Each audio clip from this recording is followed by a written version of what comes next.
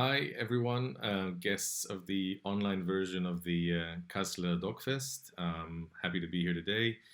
My name is Amos Geva. I'm the international manager of TPort, which is the online market for short and student films. And I'm here today to try and tell you a little bit about our work and how we can present you with new opportunities in this crazy year through our online work and hopefully in the future through real life encounters as well. So let's get started.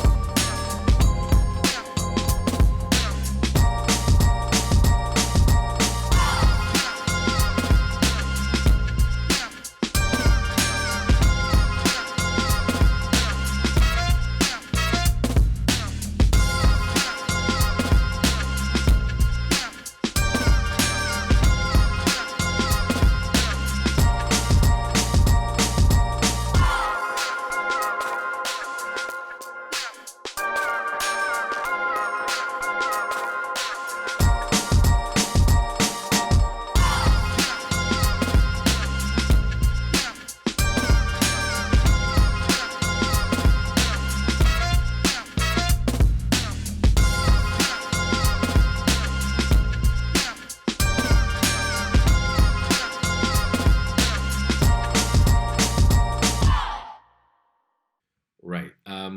So I'd like to just start off giving you a little bit of background. This video, was a catchy tune and everything, but to give you a little bit more context to actually who we are and what we do. So TPort is a nonprofit online platform, which is important to differentiate because we don't try to monetize on the expense of the filmmakers or the companies. We're basically here to facilitate a bridge between you and the film industry, because it's not always easy for emerging filmmakers and for young talent, student filmmakers to make these first steps. And the reason that we're here is basically to help you make those steps. We have by now over 1,000 titles on the platform with 2,500 professionals watching them and viewing the platform. We have award-winning films, Oscar winners, films that were, awarded in Tribeca or that were screened in Cannes or Berlin. I mean, that really is quite a special selection, and this is partly because we work with film schools and partly because we work with different partners that want to share their catalogs with the industry, be it national catalogs or, private distributors or sales agents as well. We originate from the Tel Aviv Student Film Festival. This is our birth, so to say. We were born as a expansion of the festival when the festival directors realized, hey, there's not really a marketplace for student films, and there are so many great student films being made. Let's try to create an online platform that will serve as a market for that. And this happened in 2017. Since then, we've been growing and expanding. And last year, we became officially an association in Germany, which is why you hear my German is perfect. But basically, we've been expanding in Europe and in Germany, working with more partners than before, even though we were always active in Europe and in Germany. So it's actually not 100% new, but we became an official association last year, allowing us a lot more possibilities, both with the structure, with the financing, and also just with giving you more as an association. So just in a nutshell, what we do, we basically, as I said, we help to facilitate this bridge over the gap that exists between film school, film studies, or the independent short filmmakers and the film industry. We do have one curated section, which we started last year with the support of the Media Fund from Creative Europe. This is called TPort Lighthouse, and we host guest curators who select the films that they find the most interesting or the most relevant for their specific use. We have had 2 curators so far, and we're planning more within the next few months. For example, one of the curators we had is Kathleen McLinnis, who is a festival strategist and publicist. She also has been programming for Palm Springs, Toronto, Hot Dogs, Seattle. So very much North America oriented. But we also have one of our curators who's Wim Wenneker from the official committee for the shorts selection for Cannes. And of course, he's a lot more Europe-oriented, but they're both very internationally acclaimed, and they have made their selection that we promote to the industry as well. This is in addition to the catalogs that we have, which are not curated by us, they're curated by the partners, be it the film schools or the companies.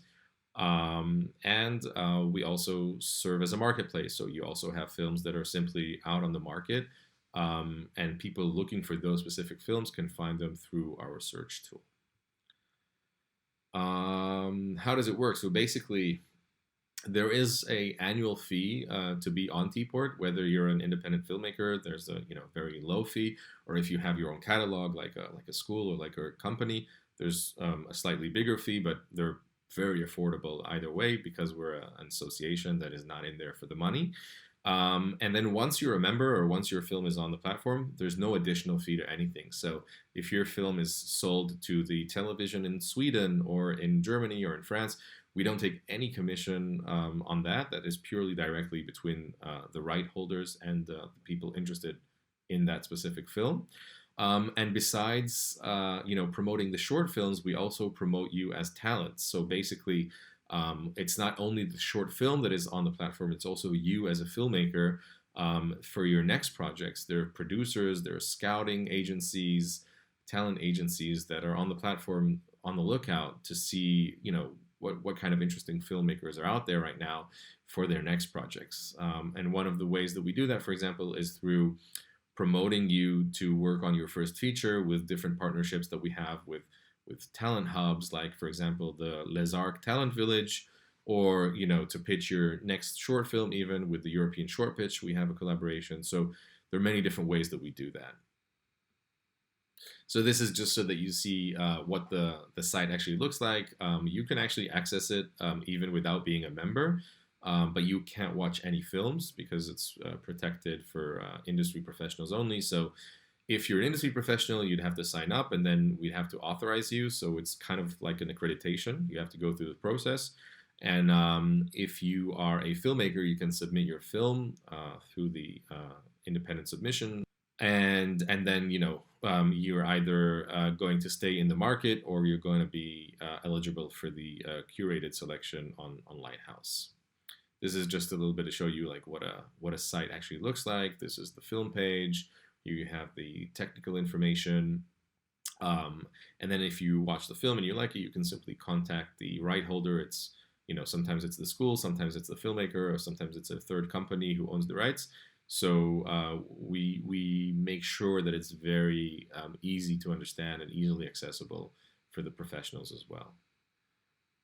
So I'm sure you've all been dealing with these questions of, what am I supposed to do with my film right now? Festivals are partially happening or not happening at all.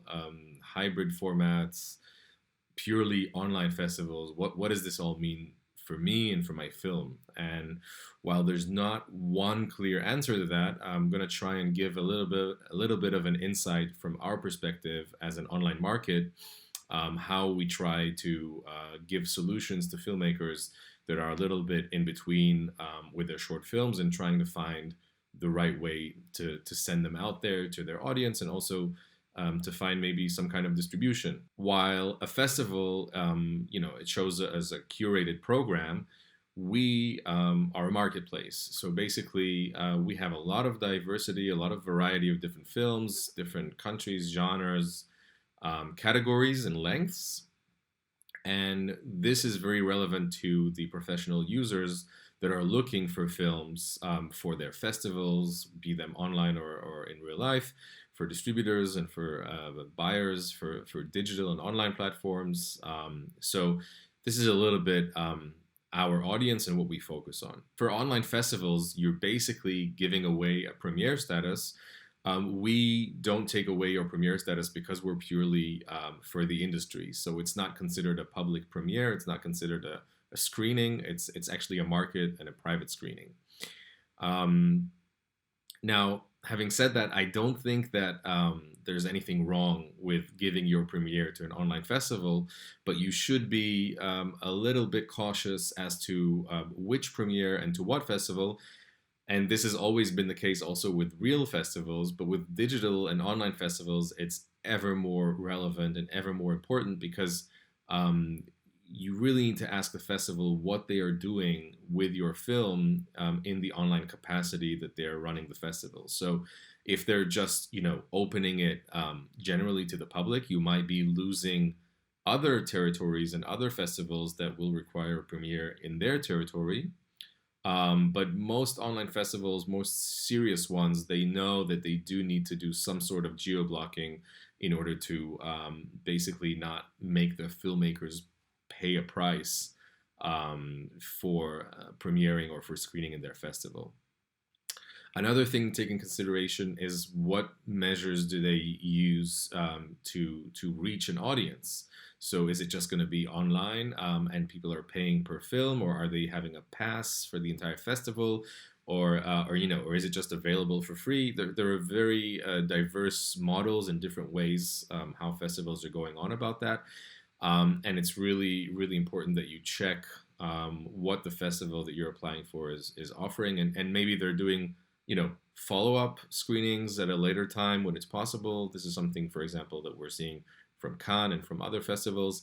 So really just know the differences between what the festivals are offering, even though they're online. There can be really big differences. Now, what we offer as a market is basically you don't have to give away any premiere. You're not going to be screened to the public. We are purely for professional use. So festival programmers that are looking for content for their program are going to be using TPort for one of their scouting tools. This is something that maybe not every filmmaker is aware of, but while festivals have open submissions, they also actively scout for films. Now, the percentage of films that are scouted versus submitted really differs between different festivals, but in many festivals, sometimes up to 50% of the program or even more is actually scouted. So it won't be only through the traditional submission platforms. In addition to what we're doing as an online market, we also host professional events. We've been doing that when festivals were still happening in real life, and we're doing that when festivals are online as well. What you can do during this time is don't give up, first of all. Try and see where you can find your audience, even with the limitations of COVID year and cinemas and festivals going on online. Where is your audience that you can reach out to? Is this audience in this specific festival, or is it on a specific platform? Maybe you want to think of alternative methods of distribution. Do you have the ability to reach out to a distributor or to a sales agent? And if not, maybe you can use tools like ours to try and reach them. And basically, you have a lot of options, even with all the limitations going on. We are here to help. You're welcome to contact me. I'm gonna make my email available for you. You can also just contact our team through the website, and we're happy to give you a helping hand. So good luck, and happy to talk more on the panel, and see you around.